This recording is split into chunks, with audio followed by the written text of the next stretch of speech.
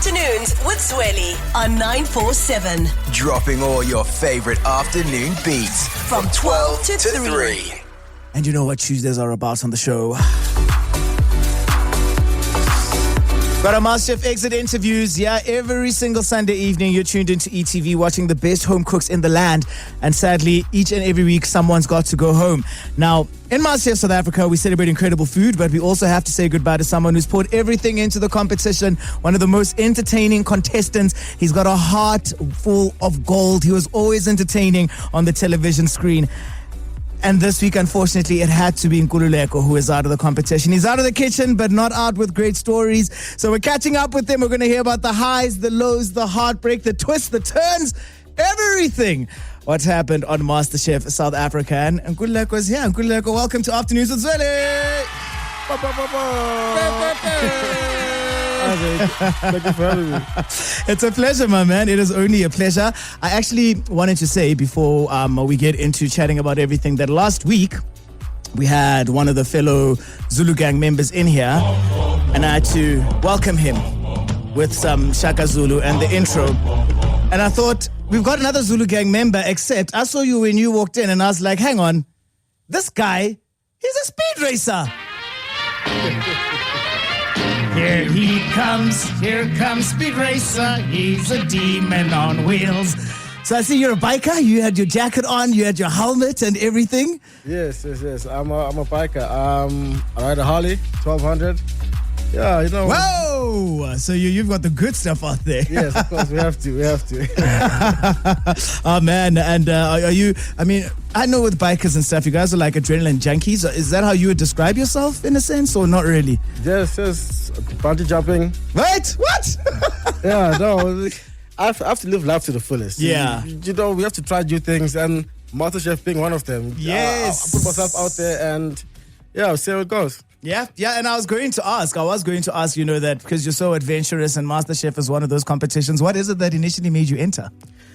I was literally driving my son to school, and Anele and the team were on the morning, and then the MasterChef ad came on. I was like, I'm sure I could do that. Yeah. And literally that weekend, I applied, and the rest is history. I'm here to the show. And yeah, you've done incredibly well. Now, we've got to be honest, because Sunday was a tough one. It was a very tough one. It was an extremely emotional one as well. Tough one as a viewer, you know what I mean. And have you replayed that elimination cook in your head?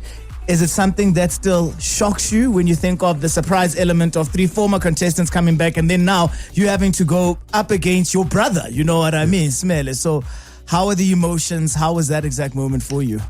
So in the moment, well, when I watched it, it was the first time me seeing it from like the external point of view. Like I know what I experienced, but seeing it happen in real time, I was like, oh man, But yeah, it is what it is. What happened. Yeah. But that morning we went in, we were so amped. You're like, there's a TikTok trend from a show, I think it's called Top Boy. Yes. Where it goes Tiana, Khadija, him. So we be like, okay guys, let's make this trend of, we couldn't mention people's names because it's just an intro. Yeah. But we're like, they're all dead. So we are so amped. We're like eliminated everybody. It's just top 3 and then surprise! Here we go. And was it difficult going up against someone that you were naturally that close to throughout the competition, or were you used to it at this stage? I would say I was used to it at that stage, but again, I wasn't going up against Simele. Yeah. In the kitchen, you go up against yourself. Wow. Yes, you go up against other contestants, but your last cook, you're only as good as your last cook. So I need to make sure every time I walk in the kitchen, I'm the best version of myself. And that's where your mindset needs to be at all times. You're not competing against someone. Yeah. And I mean, you decided to, because you guys needed to infuse your African spices, you decided to go for your roasted chicken, the jollof rice. Yes. That seems to be perfect. It actually looks so delicious. Please bring me some jollof rice next time, because I've had it before and I was like, this is pop, man, and you need someone that can make it tasty. So I'm sure you will be that guy. But was there a moment when, during the challenge at the very least, where you thought, oh my goodness, I think I might be in trouble over here with this one thing? To be honest, not really. Not really.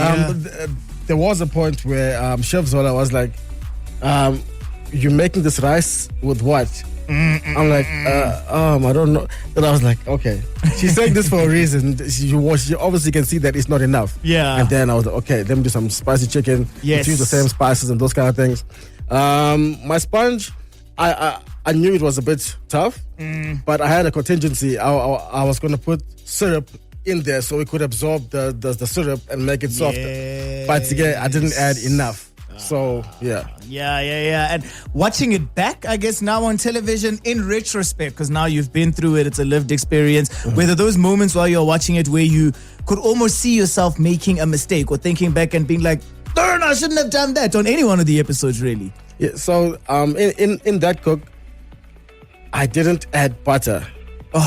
And when it was in the oven, I was like, no butter, but I couldn't do anything. It was in the oven and I couldn't go back in time to make new batter. So, yeah, I would have added butter. Yeah. But hey, it is what it is. It's happened. We can't change anything now that we're here. But after an incredible run in all of these weeks, the future sure does look bright. And we're going to get into all of that and get more into what Nkululeko is all about. And our conversation continues with Nkululeko from MasterChef South Africa on 947. 947. Nkululeko from MasterChef is still in the studio. He just missed out on the finale after initially thinking he was in the final. If you haven't seen this week's dramatic episode of MasterChef South Africa, you need to make sure it is on your viewing list. It makes for some great television, even though someone's got to go home. Now, Chief, I want to chat to you about cooking skills, because everyone's got their own, things that they feel like they're perfectionists at, that they can do really well. If you could steal any skill from any of the 20 contestants that started at the beginning, whose skill would it be that you would take from? Let's say maybe name 2 or 3. Yeah, good question. Tebogo, a fellow Zulu gang member. Yeah. Really good. Improvises. Like he would just come up with stuff on the flip of a coin. He would just make stuff up. Yeah. I would love to have that in the kitchen while I'm just. And I've learned from him as well. Another guy, my fellow Zulu gang again, Simele. Yeah. Nyama, Simele, I don't know. Meat is just his thing. He loves his meat. There's no meat that he can't cook to perfection. Yeah. Those are some skills I would like to have more of. Yeah. No, that's super, super cool. And who do you think made the best food, but didn't always get the credit, if you could? If there's just someone that you noticed and you saw a dish maybe and like, I thought that was good, and the judges were maybe on the opposite side. Again, my Zulu gang.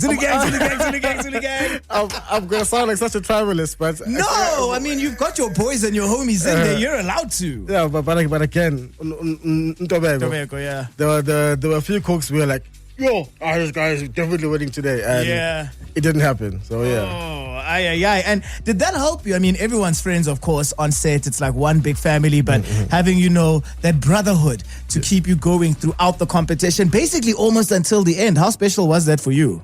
Yeah, no, the bonds we've created, Zulu gang, yes, but also I would mention Keith and Candace. Yes. They were our prayer warriors. Every morning we would huddle up, all hold hands, and they would just like give us these inspirational words of wisdom and blessings, and we would go in there, ready to cook our hearts out. Yeah, I love that. Let's talk a little bit about the judges. Which judge surprised you the most off camera? So when we're not rolling, and which judge is the one that really took you by surprise? So I will have to say Chef Zola. Like on screen, she's like super, like staunch face. But like when you see off camera, she's like, "Hi, how are you? How are you doing? So sweet." I'm like, "How? Why do you tell on me when we're in there?" It's like she's like, I'm at work now. And then off work, she's like, and it's all sweet and great. Exactly. Oh, man. And let's get to the actual food. Now, you won challenges. It was, just a great, and I forgot which challenge it was, but I think it was 2-3 weeks ago, and it was close to the end when you had won that, and you were just beside yourself. You were like, oh my goodness, I did it. This is what it is that has happened. But I need to ask you, which dish, outside of the winning ones, you can add them as well, I guess, are you most proud of from this season? The one I'm most proud of, so there was a turning point in the season. So I remember the episode and everything.